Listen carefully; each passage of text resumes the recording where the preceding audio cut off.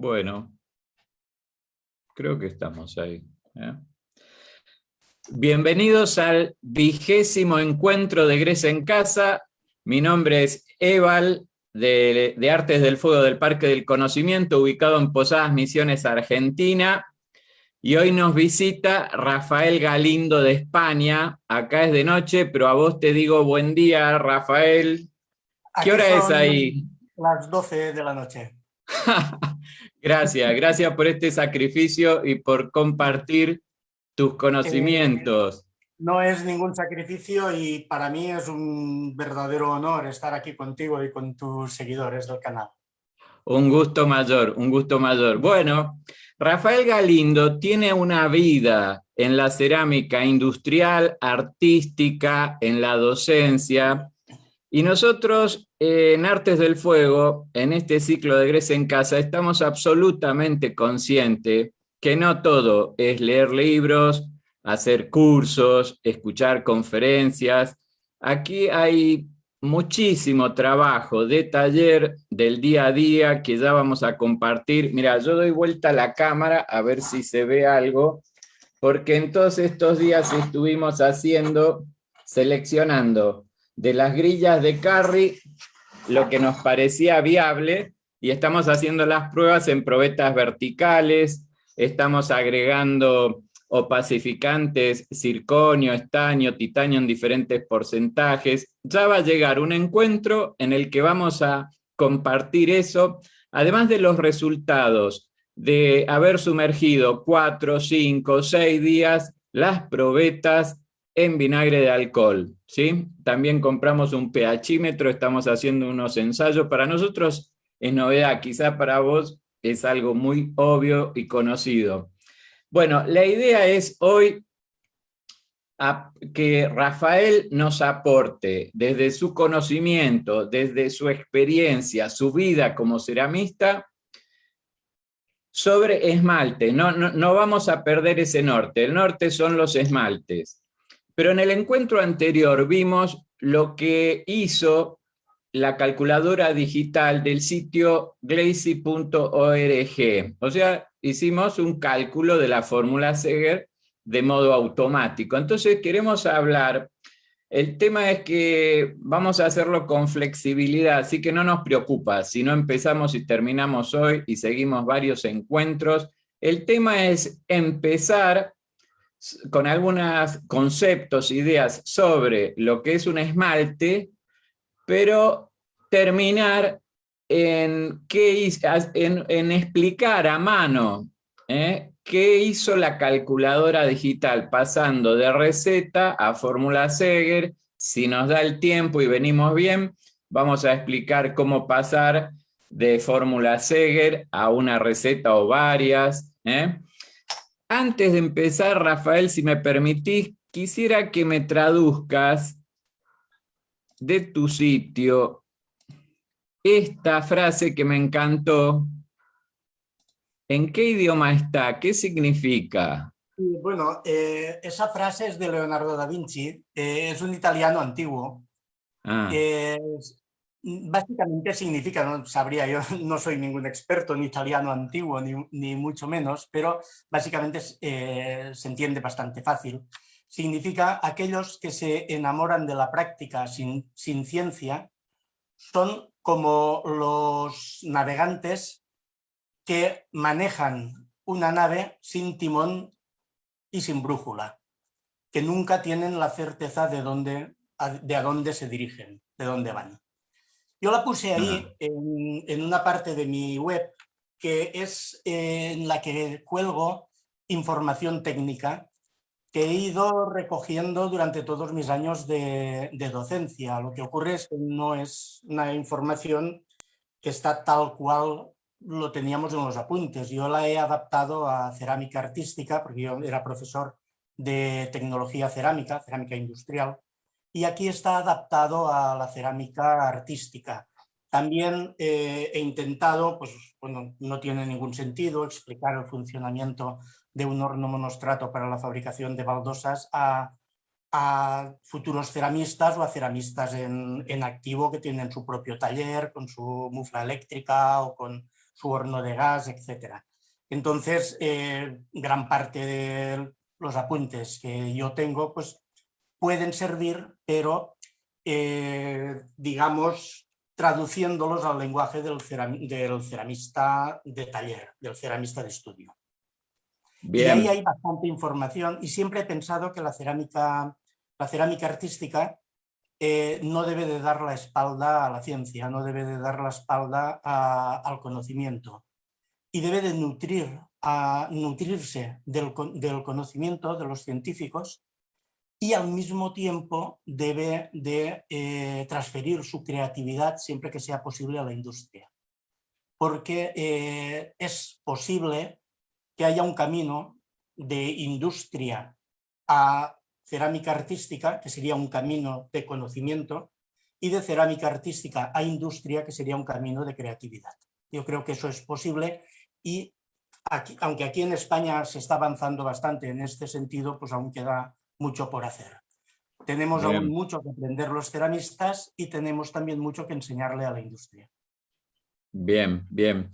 John Britt, en ese libro Guía Completa de Esmaltes para Conocer, justamente dice algo Sí, en ese para sentido. ¿Me escuchás? ¿Sí?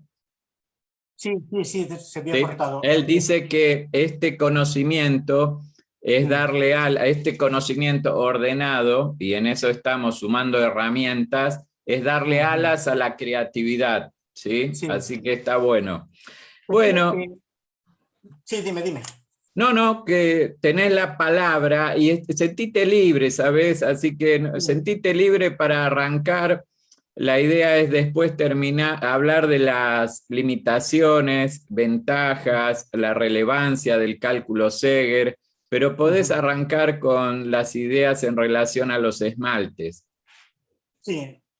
Mira, en un principio es arrancar de la forma más sencilla que hay, haciendo una pregunta que a lo mejor sorprende a muchos ceramistas, es decir, ¿qué es un esmalte?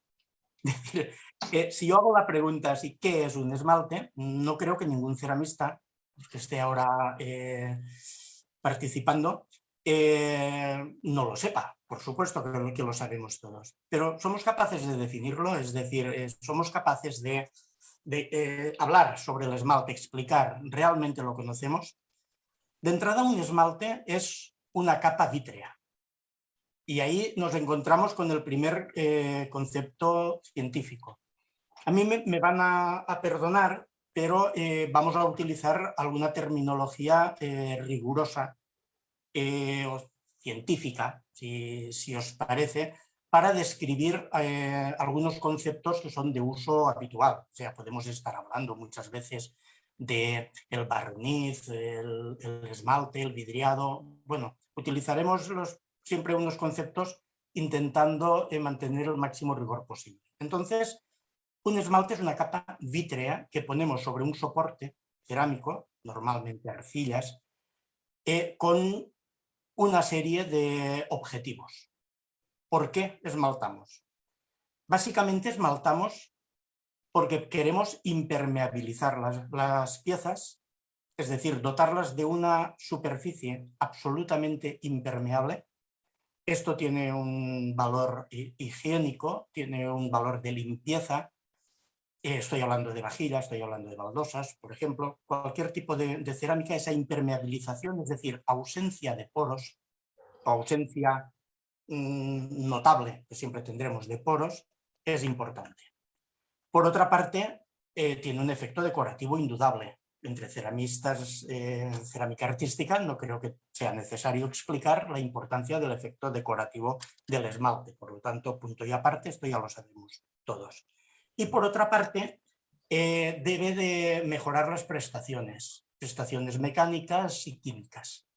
Yo veo en foros con ceramistas argentinos, en tu canal, siempre veo una preocupación porque creo que muchos ceramistas que nos están ahora siguiendo se dedican a un producto de vajillería, de uso cotidiano, etc. Y existe una preocupación lógica por la toxicidad, por el uso, en definitiva, y hablando en un término técnico, la resistencia química de los esmaltes. Entonces, tenemos una capa vítrea y tenemos la capa vítrea que debe de cumplir todas estas cuestiones. Y la siguiente pregunta que lanzamos es, ¿y qué es una capa vítrea? Es decir, una capa vítrea es un vidrio. Estamos hablando que encima de nuestro soporte cerámico, en nuestras arcillas, metemos un vidrio. Esto yo creo que también la mayor parte de los ceramistas lo conocen. Lo que ocurre es que cuando hablamos de vidrio, pensamos, por ejemplo, en el vidrio de una ventana. ¿Qué es ese vidrio? Pues ese vidrio tiene una estructura, haciendo una definición un poquitín, vamos a bajar un escalón en el rigor, podría ser, tiene una estructura como si fuera un líquido, es decir, la estructura es un líquido, pero las propiedades son de un sólido. Por eso es transparente, porque tiene esa estructura de líquido, pero se dice, aunque muchos científicos cuestionan esta definición, que es un líquido de viscosidad infinita. Pero esto nos va a servir muy bien. Es decir, es un líquido de viscosidad infinita, lo que metemos ahí dentro. Lo estoy complicando un poco, pero básicamente estamos haciendo un vidrio. Solo que los ceramistas somos un poquitín más creativos, aunque los vidrieros lo son mucho, o nos creemos más creativos, y nosotros metemos una enorme cantidad de vidrios. No ponemos un vidrio transparente y ya está, sino que nosotros jugamos con las composiciones y jugamos hasta el infinito, no nos cansamos, es más, es un vicio. Cuanto más te metes en el tema de esmaltes, más quieres. Es Entonces, así. es así. Jugamos mucho con las composiciones y no siempre tenemos esa estructura de vidrio puro. El vidrio tiene... Rafael, cuando vos Dime. decís que es un líquido de viscosidad infinita, eso significa que es un líquido de viscosidad alta, así durísimo, como un Sí, sólido. es un líquido, creo que lo comentó alguien en el canal tuyo alguna vez, porque he estado viéndolo a trozos, entero, pero he visto el Sí, 17 y luego he visto el 15, está, un poco sin orden. Y me pareció que en algún momento ponían el ejemplo de los vidrios de las catedrales. Yo lo sí, he oído muchas veces y me imagino que es cierto, no lo he visto publicado en una publicación seria y no me atrevería a decir que seas riguroso del todo, pero creo que es así. Es decir, en el que los vidrios que están de las vidrieras, que pueden tener 800 años, 700 años y que están en vertical, tienen un poco más de espesor en la parte de abajo que en la de arriba y parece ser, dicen algunos científicos, que es por el propio fluir del líquido con el tiempo. Ese fluir ahí no sé si está constatado de verdad, sinceramente. No me atrevería a decir que es por eso y no es porque ya los hacían así para que tuvieran más estabilidad en la vidriera. Pero sí que se dan casos de ese fluir en las cristalizaciones de vidrios, por ejemplo, que aparecen en yacimientos romanos, por ejemplo, de 2000 años, en los que el vidrio inicialmente era transparente y cristalizó. Es decir, los átomos se ordenaron, hubo un movimiento en el interior del vidrio. bien. En todo caso, yo quisiera que nos quedáramos con un concepto, y es que ese vidrio, digamos 100% vidrio, tiene una estructura desordenada. A esa estructura le vamos a llamar una estructura, se llama amorfa. Es una estructura desordenada. Nos quedamos en un principio con ese criterio. Es decir, los átomos se juntan entre sí, enlazan, forman estructuras, pero estas estructuras no tienen una pauta concreta de repetición en el espacio, en las 3 dimensiones. Tienen una Bien, pauta completamente aleatoria. Pero nuestros esmaltes no son solo eso. Es decir, nosotros tenemos vidrio, estructura desordenada, y además tenemos en muchos esmaltes estructuras ordenadas. Es decir, lo que se denomina cristales. Y aquí no quisiera sembrar la confusión ni el pánico. No es lo mismo vidrio que cristal. hablamos desde una perspectiva científica. Desde el lenguaje común de la calle, muchas veces confundimos todos, lo primero, vidrio con cristal. A veces incluso hablamos de cristal como un tipo determinado de vidrio, de cierta calidad, con una sonoridad, etc. Incluso los propios vidrieros hablan así. Cristal, para el científico, es una estructura ordenada. La mayor parte de nuestras materias primas son sólidos cristalinos, es decir, sólidos que tienen estructuras ordenadas. ¿Vale? Rafael, Entonces, ¿querés que muestre las imágenes ya? sí, espera un momento y haremos una pequeña presentación en PowerPoint de cuál es esa diferencia entre vidrio y cristal. Pero antes quisiera decir una cosa, es decir, ¿por qué tenemos estructuras desordenadas en el esmalte? No es un defecto, es decir, lo buscamos. ¿Qué tenemos? Pues, por ejemplo, infundidos, es decir, material que nosotros ponemos en el esmalte con toda la intención de que no funda. Por ejemplo, cuando estamos obteniendo un mate de alúmina, en el que estamos metiendo la alúmina y sabemos que la alúmina no va a fundir y queremos que esté ahí. La alúmina entra en el horno como un material cristalino y sale del horno como un material cristalino. Parte puede haberse disuelto en el interior del esmalte y haber pasado a una estructura desordenada, pero nosotros queremos que esté esa estructura allí. A veces no queremos, es decir, a veces es material que por falta de fuego se nos ha quedado sin fundir y ha quedado en estado cristalino. A veces funde y recristaliza y vuelve a convertirse en cristal. Es el caso, por ejemplo, de las cristalizaciones de zinc, de willemita, o las cristalizaciones de calcio, esos cristales tan bonitos que a todos nos impresionan siempre que los vemos. Eso inicialmente era una estructura desordenada, ahora es una estructura ordenada.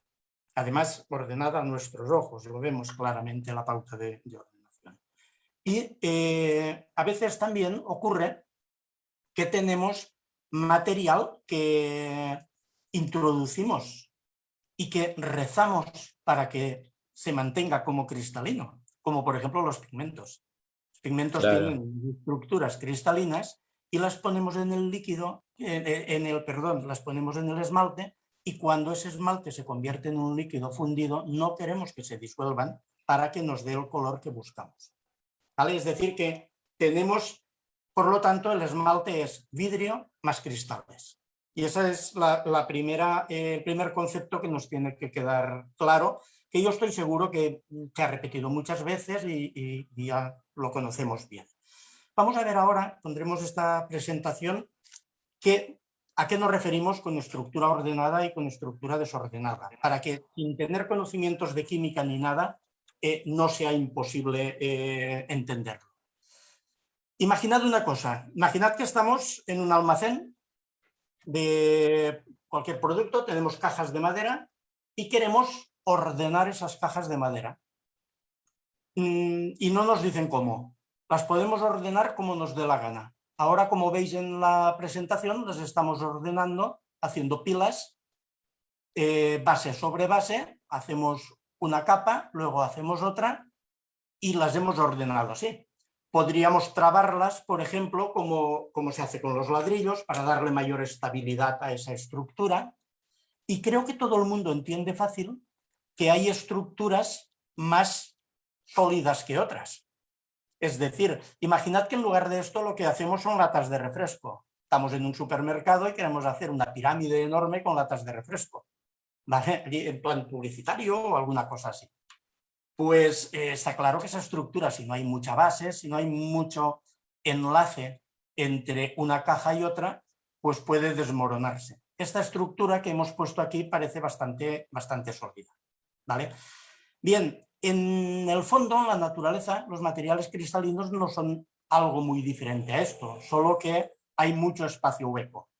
Básicamente sería como si tuviéramos los átomos en cada uno de los vértices de esa caja y se unieran por las aristas, por los cantos, y el resto estuviera todo hueco. Básicamente lo podréis ver en la siguiente figura, que una estructura de ese tipo, pues en la vida real, pues sería Esto que no obedece a ningún material ni nada, es simplemente el ejemplo mecánico para que veamos lo que es una estructura. Y a esto le llamamos una estructura ordenada. Ahora vamos a hacer una cosa que cuando hemos visto toda esa maravillosa estructura montada de cajas, pues igual a alguien nos ha apetecido, que es darle una patada y tirarlas todas al suelo y desordenarlas. Es decir, vamos a trabajamos en ese almacén, pero no somos muy buenos operarios, nos dicen, almacena todas estas cajas y las vamos tirando en un montón. Ahí las tenemos todas en un montón. ¿Vale? Esto es una estructura desordenada. ¿Vale? Si ahora volvemos al tema de las aristas y los átomos, pues lo que veríamos, es decir, tenemos los átomos en los vértices y se unen por las aristas, pues tendríamos lo que veremos en la siguiente figura. Es decir, una estructura sin una pauta, con huecos. Muy importante saber que hay huecos y todo esto, con huecos, y este es nuestro vidrio. Una pregunta que siempre nos hacemos, antes de seguir un poco más adelante en todo esto. ¿Por qué siempre nuestros esmaltes han de tener sílice? SiO2. ¿Por qué? Porque no es el único, pero es el material que nos va a permitir más a nuestro alcance y mejor, que tiene una estructura cristalina ordenada, pero después de la fusión, cuando lo enfriamos, mantiene la estructura desordenada, es decir, forma un vidrio. Por lo tanto, la sílice es un material que forma vidrio. Y ahí ya lo ponemos en nuestra memoria cerámica, formador de vidrio, la sílice. ¿Vale? La siguiente diapositiva que estábamos poniendo es un resumen de lo que hemos visto hasta ahora. Es decir, la estructura ordenada es la que tenemos a la derecha y le llamamos en la ciencia estructura cristalina y la otra le llamamos estructura amorfa. Bien, la estructura ordenada es un sólido cristalino. O sea, los sólidos cristalinos tienen estructura ordenada. Los vidrios, estructura desordenada. ¿Qué hace nuestro formador de vidrio? Pasa de estructura ordenada, funde, se convierte en un líquido y pasa a estructura desordenada. ¿Por qué es importante saber esto en los esmaltes? Sin saberlo se pueden formular esmaltes maravillosos, sin ningún problema. Es importante saberlo porque vamos a ir a partir de esto entendiendo la función de cada uno de los componentes que metemos en el esmalte. Vamos a ver su función en base a esto, es decir, cómo actúan, dónde se ponen, qué es lo que hacen, etcétera, cómo debilitan esas estructuras. Vamos a pasar ahora a la vida real, es decir, nuestros materiales no son cajas, ¿vale? Son... Rafa, Sí, dime. ¿puedo decir algo? Pero mira que esto no está preparado, es algo que se me ocurre para ver así de esta forma. Por ejemplo, el minio, uno de los óxidos de plomo, es un fundente cristalino y una frita que es un prefundido sería un fundente amorfo. No todas tienen toda la estructura amorfa, pero pueden haber materiales cristalinos, pero sí, básicamente podemos quedarnos con eso, es una estructura, una frita, tiene una estructura amorfa, es un vidrio. Bien. Una frita es un vidrio. Es decir, las fritas las usamos por muchas razones, ¿vale? Pero hay una, y es que en los esmaltes de grés, tú lo has explicado en casi todas las sesiones anteriores, nuestro gran fundente son los feldespatos. Es decir, siempre empezamos por feldespatos, que además nos da el fundente, que son los alcalinos, nos da el estabilizador de la red, luego hablaremos de esto, que es la alúmina, y nos da el formador de la red, que es la sílice. Y siempre en todas nuestras fórmulas de esmaltes para grés, siempre aparecen más o menos un feldespato, siempre aparece. Rafa, embargo, perdón, seguí como venía porque yo te saqué de tema, era solo un pensamiento. yo vuelvo al redil fácil, ¿eh? Vuelvo Ah, ahora enseguida. Digo esto porque es importante. La frita, cuando vamos a baja temperatura no podemos meter ya los feldespatos tan alegremente. Necesitamos solo los alcalinos, necesitamos el plomo, necesitamos elementos. Los alcalinos, la única forma de meterlos va a ser fritados, porque las materias primas que introducen alcalinos son solubles en agua, menos bien, los feldespatos, son solubles en agua, y las fritas las insolubilizan. Básicamente es eso, pero es, como tú bien has dicho, es una estructura desordenada, es una sí, estructura amorfa, es un vidrio. ¿Vale? sí, A partir de ahora hablaremos de vidrio de estructura amorfa o de estructura desordenada y estamos hablando de lo mismo. ¿Vale? bien, Estamos hablando de lo mismo. Bien, vamos ahora a la vida real. Es decir, en lugar de cajas, ¿qué es lo que nos encontramos? En un esmalte, en un esmalte. Pues en la siguiente imagen lo vais a ver. Nuestra caja de ahora, la tenéis ahí, tiene una estructura diferente. En muchos silicatos, no siempre es esa, pero en muchos silicatos la estructura base, en química se llama la celda unidad, pero la estructura base, nuestra caja, es un tetraedro que veis ahí de silicio-oxígeno. Es decir, esto lo pasaré sin más rápido, no quiero que sea muy árido. Es una estructura, un tetraedro de silicio-oxígeno que ahora se organiza, la naturaleza, que es muy sabia, lo organiza siguiendo unas pautas, que no siempre es esa que he dibujado yo ahí, unas pautas concretas. Fijaros aquí, nos vamos a entretener en esta imagen un poquito. Lo rojo es silicio, átomo de silicio, y lo azul es un átomo de oxígeno.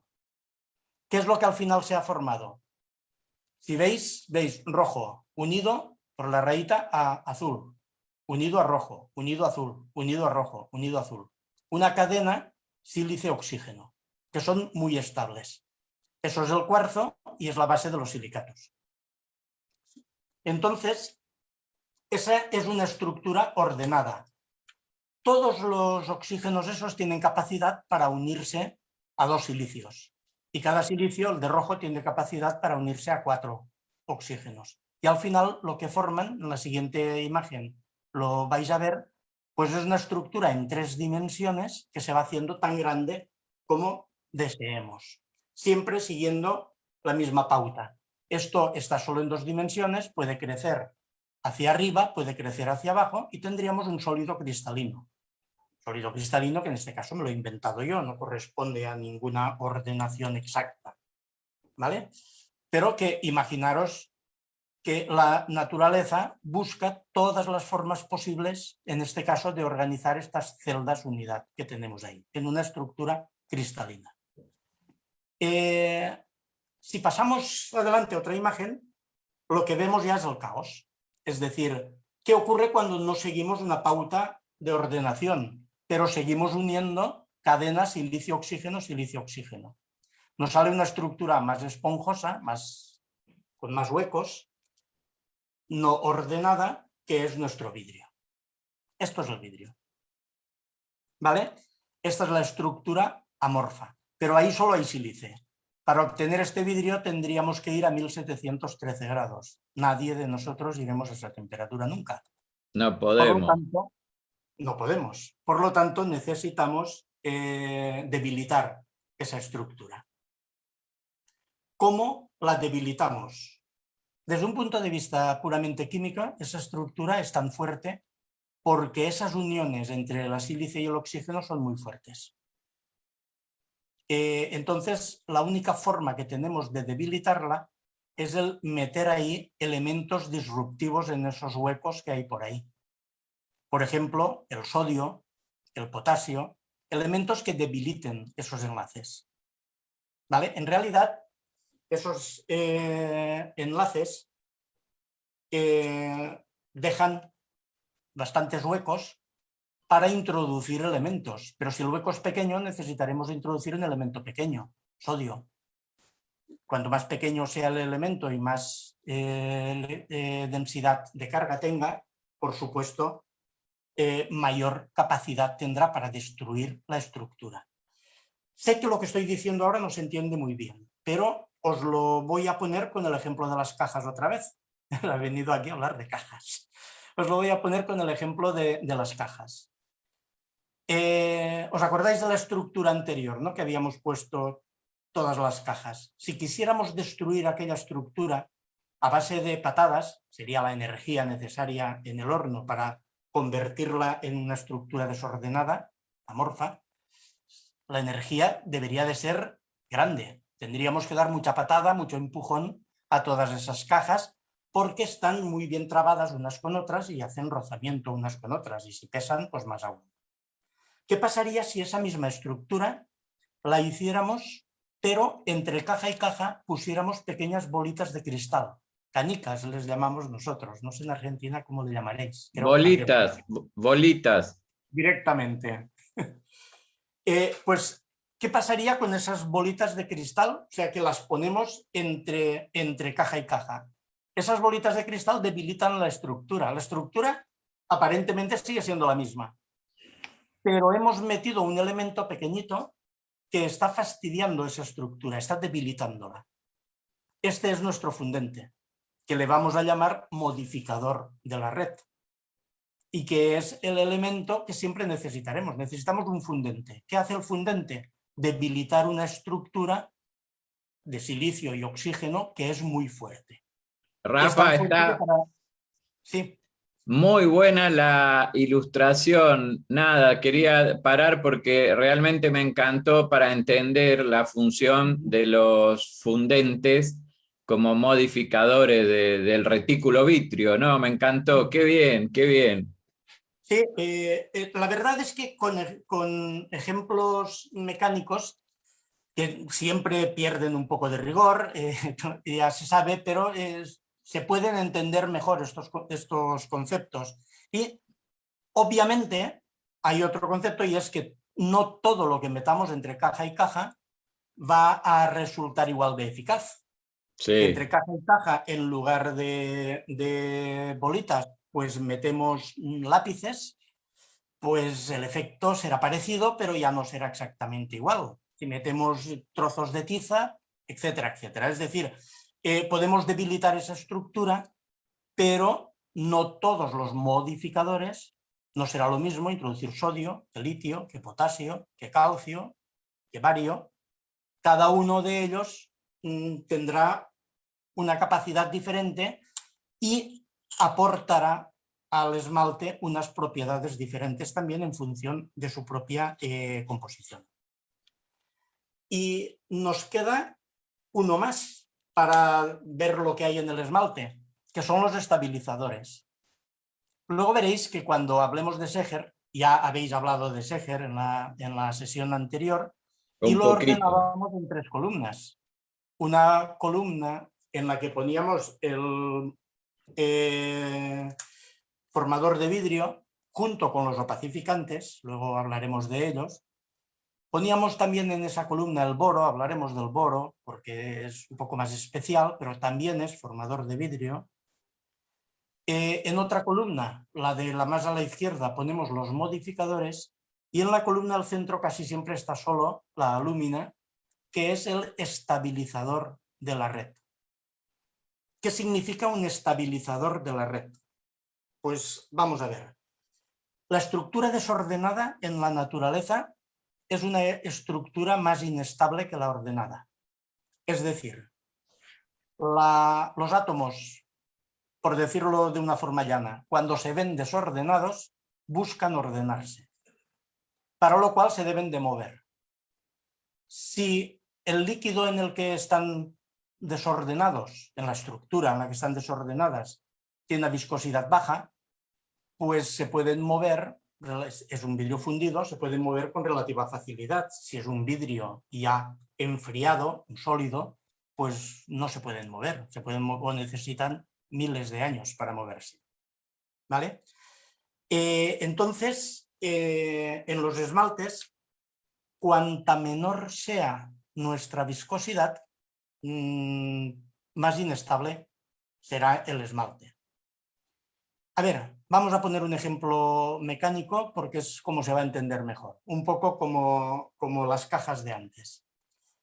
Un esmalte, en el fondo, energéticamente se comporta como una pelota en un árbol. Ya sé que esto al principio puede... Es decir, una pelota en el árbol está en una situación energética inestable.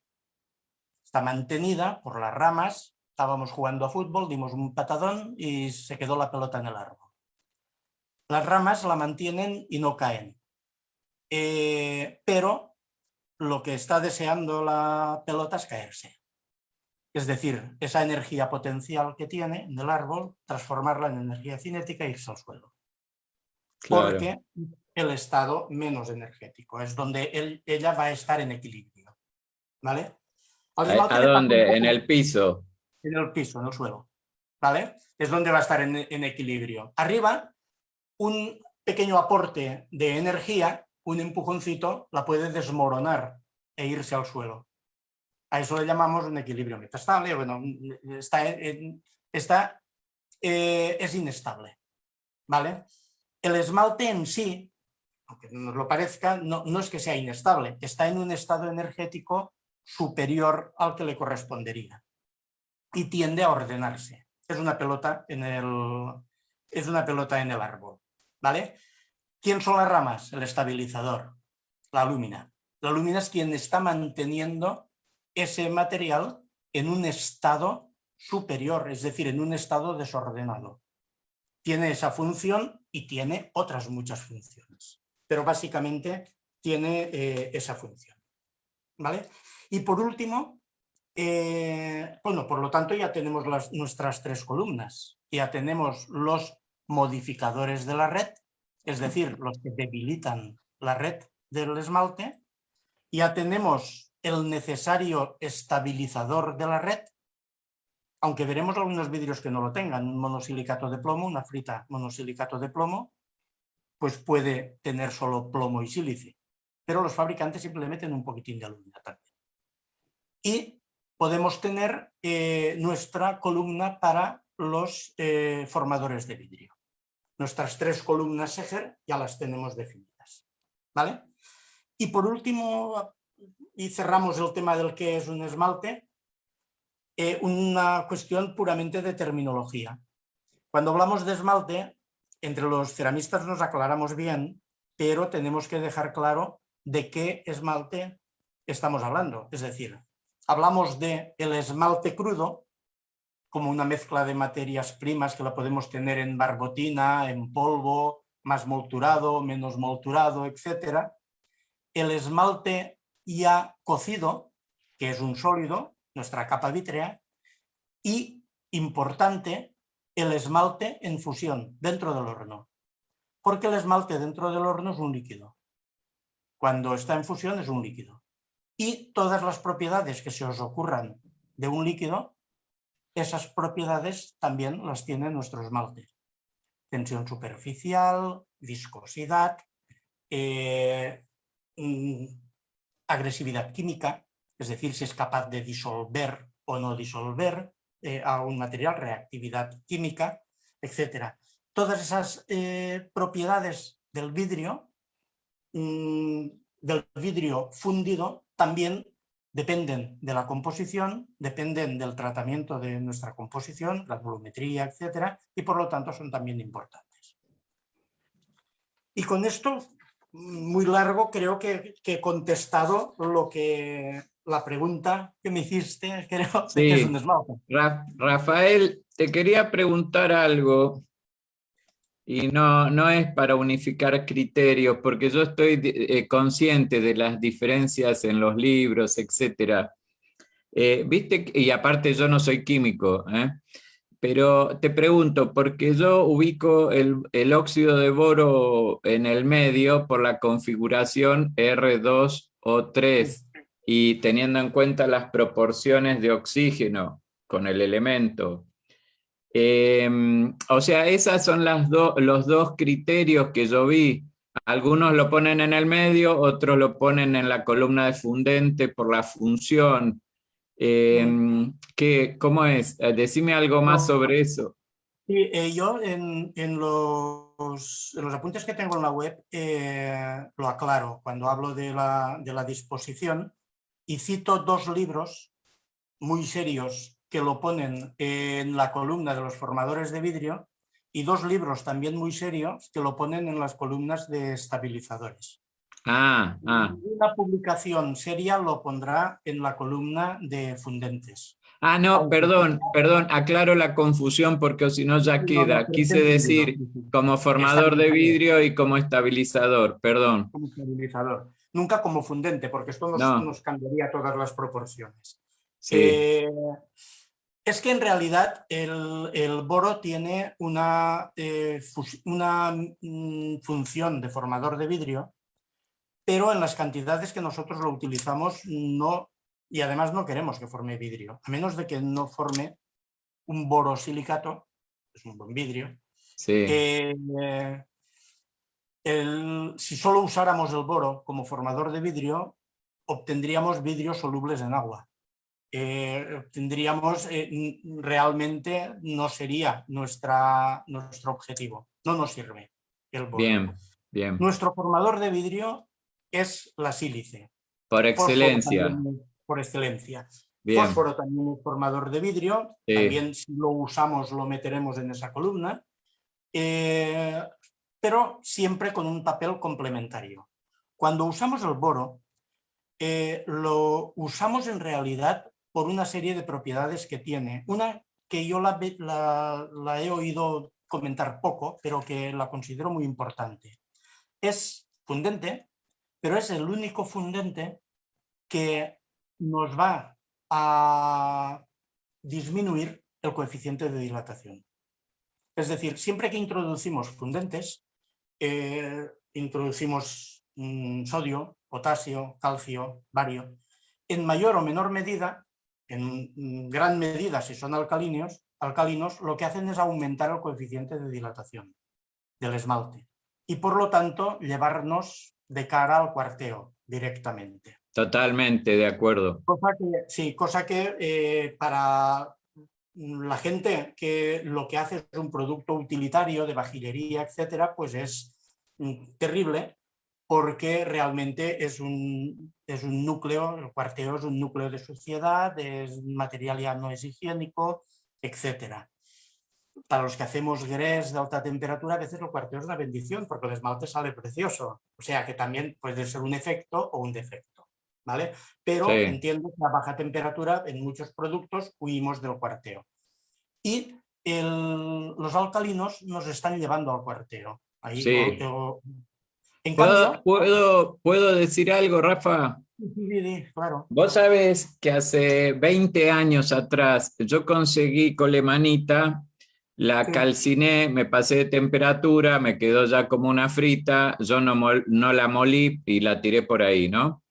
Y ahora, el año pasado conseguí de vuelta, la calciné a 650 grados, mantuve media hora y hoy mi mayor alegría de los esmaltes que yo seleccioné en estas 25 grillas, porque mi objetivo era trabajar con esmaltes crudos por simple mezcla de materias primas, sin frita, porque acá en Argentina no te dan la composición química de las fritas que te venden, eso a mí me enfurece, me turba, me quita la alegría, aunque Clara, por supuesto que tiene todo un trabajo de investigación y tiene las composiciones, me las pasó, pero ese es otro tema ni quiero acordarme de eso. Pero el mayor hallazgo es ver en estas grillas cómo bajando los alcalinos y trabajando con este borato de calcio pentahidratado, ¿no?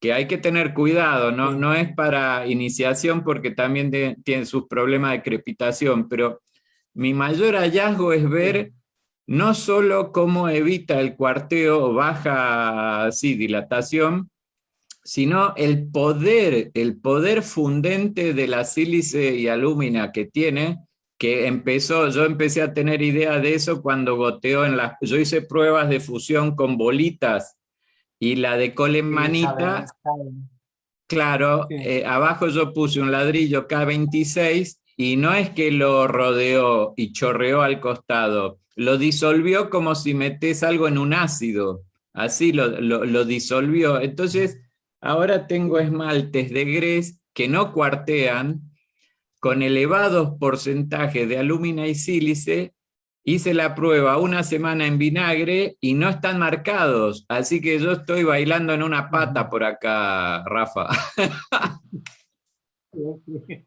Sí, es lo que estábamos comentando, que muchas veces para evitar el cuarteo te ves forzado a disminuir la cantidad de alcalinos.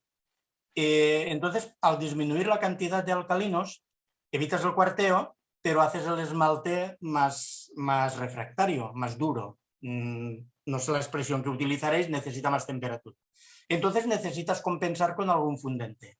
Si todos los fundentes hicieran como los alcalinos o alcalinoterros, sería subir en mayor o menor medida, algunos no mucha. Magnesio, por ejemplo, poca. Sí, sí. El coeficiente de dilatación, pues nos encontraríamos con que el problema del cuarteo solo lo podríamos resolver yéndonos al soporte o trampeando con engobes también, pero yéndonos al soporte. Y el boro nos permite introducir un fundente que al mismo tiempo, para compensar ese efecto, y al mismo tiempo seguir bajando el coeficiente de dilatación. Entonces el boro tiene esas misiones, pero tiene otra que tú has dicho ahora y que a mí seguramente se me habría olvidado, y es su gran capacidad para formar una buena interfase. Es decir, para formar una buena capa de adherencia entre el esmalte fundido y el soporte, para que al darle un golpe no salte. ¿Por qué? Pues porque da una muy baja tensión superficial en fundido y el vidrio es capaz de meterse, y una baja viscosidad, y es capaz de meterse en los poros del soporte y reaccionar allí con el soporte hasta una capa más interior de lo que sería capaz un esmalte más viscoso en el interior del... No olvidemos, hablamos del esmalte viscoso en el interior del horno. Estamos hablando Qué de ese... bueno saber esto, Rafa, qué bueno saber esto. Y eso, respecto a las fritas que has dicho ahora, no solo en Argentina, aquí tampoco sabemos la composición de las fritas exactamente. ¿Y a dónde? ¿Solo en Estados Unidos y en Alemania te dan la composición? Lo que ocurre es que hay algunas fritas. A ver, en el mundo de las fritas, yo no puedo hablar mucho porque yo estoy trabajando, hago un pequeño paréntesis, en el centro de una zona donde se produce muchísima baldosa cerámica. Se produce el 95% de la baldosa cerámica que se produce en España. Y España, no sé si es en este momento el cuarto o el quinto productor mundial de baldosas cerámicas. Entonces, se está produciendo aquí una enorme cantidad de baldosas, hay muchas fábricas y hay una potente industria también esmaltera, de fabricación de fritas, esmaltes, etc. Bien, Tenemos aquí pues, las empresas Delegación de Ferro, Smalglass, etc. Bien, entonces la cantidad de fritas que hay en el mercado es tremenda, es muy grande. Y claro. la cantidad de esmaltes fritados que hay en el mercado. Hablamos ya prácticamente de esmalte fritado, en el que hay Sí, que añadirle ya prácticamente nada, kaolín y sí, nada más y a funcionar. Entonces es lógico y muchas veces eso es el know-how de cada empresa, es decir, sí, es sí, propio de cada empresa. Pero está luego bien. nosotros no necesitamos estas filigranas de fritas. Es decir, nosotros en el fondo con 7 u 8 fritas base vamos bien. Es decir, una frita que introduzca plomo, estoy hablando ahora de baja, he olvido un poquitín del grés. Unas fritas monosilicato, bisilicato de plomo, unas fritas borácicas, unas fritas alcalinas, unos mates de cal, unos mates de zinc, un blanco de circonio, y con esto podemos hacer mucho. Y ese tipo de fritas sí que podemos saber la composición. Es decir, Sí, no nos torturemos por no saber la composición de las fritas, porque en realidad tenemos instrumentos suficientes para trabajar. sí, una aclaración, Ofrece, Rafa, porque sí, como esto sale y bueno, ya se difunde, yo jamás, jamás he aconsejado, ni lo hago ahora, porque yo también trabajé 10 o 15 años y viví de mi producción seriada de baja, ¿no? Jamás, jamás, ni con mis alumnos les aconsejo fabricarse las fritas. Si vos haces producción seriada y vivís de eso, usá esmaltes Sí, comerciales fritados, ¿sí? Porque no hay, para mí como sí, estudiante, si bien lo hice como experiencia educativa, fue muy duro y es un sacrificio que para mí no está justificado. En baja, usá fritas y a lo sumo hacete experto en conocerlas y modificarlas un poco. pero es que además yo he hecho, bueno, en el instituto hacíamos una práctica de elaborar nuestras propias fritas, pero siempre eran fritas que las fundíamos a 1100 grados como mucho. Es decir, tenemos en el instituto un horno para fritado, es decir, que baja un crisol con un sistema mecánico, el crisol está dentro del horno, se acciona un sistema mecánico y el crisol baja y solo tenemos que con unas pinzas tipo racú meterlo y tirarlo en un cubo con agua.